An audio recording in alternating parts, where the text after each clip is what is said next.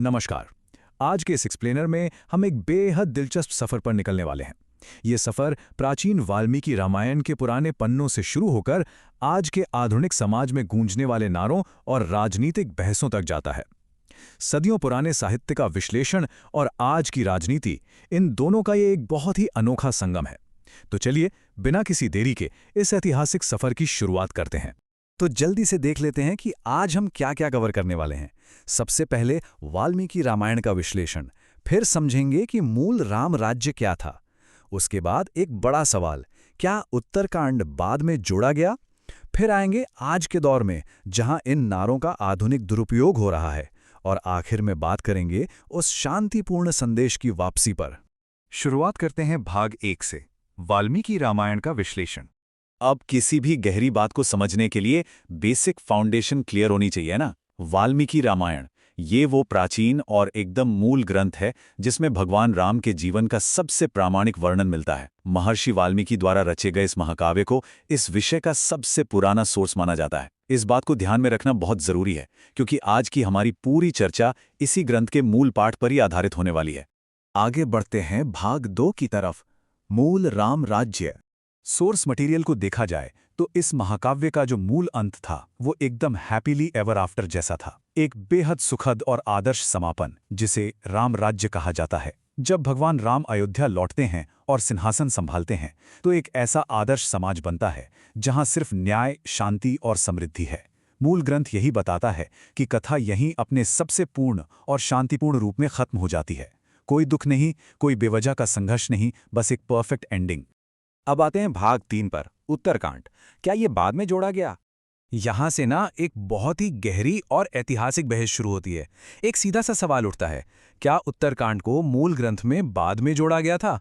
जरा सोचिए, अगर मूल ग्रंथ राम राज्य की स्थापना और एक सुखद समापन के साथ ही खत्म हो गया था, तो फिर उसके बाद के ये नए अध्याय अचानक कहां से आ गए?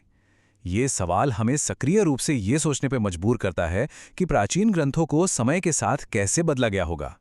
इस विषय पर एक्सपर्ट्स कुछ बहुत ही ठोस सबूत सामने रखते हैं। पहला पॉइंट है असंगतवाद की घटनाएं, मतलब उत्तरकांड में कुछ ऐसी घटनाएं होते हैं जो पिछले अध्यायों के किरदारों के स्वभाव और कहानी के फ्लो से बिल्कुल मैच नहीं करती। दूसरा, कथा संरचना में रुकावट।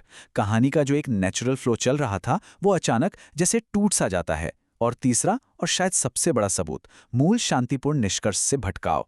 जो कहानी राम राज्य की असीम शांति पर खत्म हुई थी वो अचानक वापस संघर्ष और दुख की तरफ मुड़ जाती है। ये सारी विसंगतियां इस बात का बहुत बड़ा इशारा हैं कि यह हिस्सा शायद बाद में जोड़ा गया था।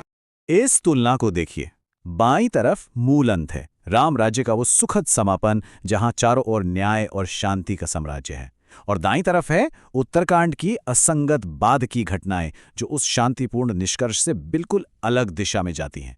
इन दोनों के बीच का ये जो स्पष्ट कंट्रास्ट है ना, यही वो मुख्य आधार है जिसके कारण ये तर्क दिया जाता है कि उत्तरकांड वाल्मीकि रामायण का मूल हिस्सा नहीं हो सकता।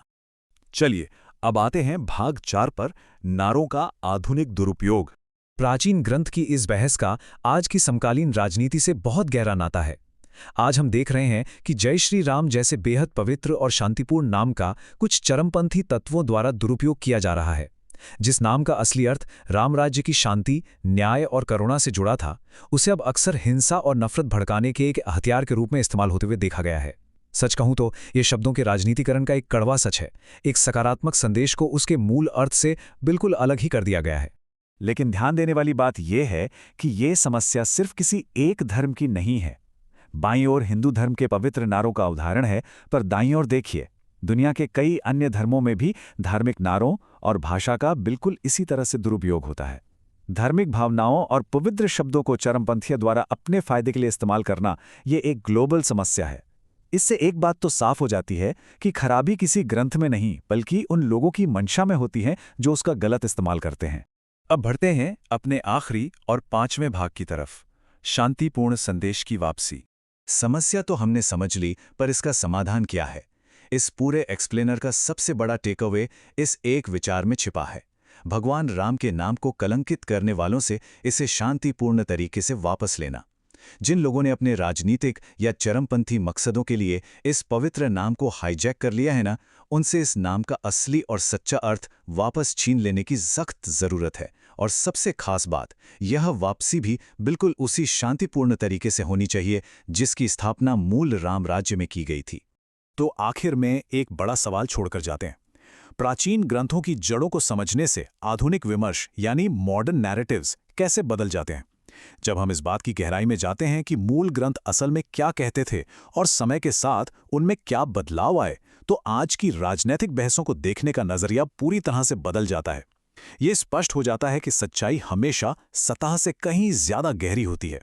खैर, आज के इस एक्सप्लेनर को यहीं समाप्त करते हैं। उम्मीद है अतीत से लेकर वर्तमान तक की इस जानकारी ने हम सभी को एक नए नजरिए से सोचने पर जरूर